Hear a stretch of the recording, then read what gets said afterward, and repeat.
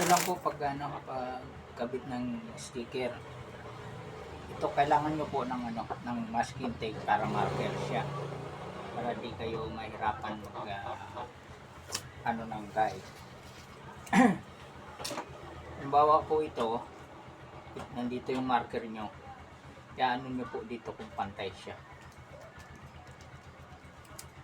Yan po. Una po, tatanggalin natin yung ano, yung sa mga beginner po, dulo lang tinutupi. Tapos ano natin dito. Tatansyahin natin kung pantay.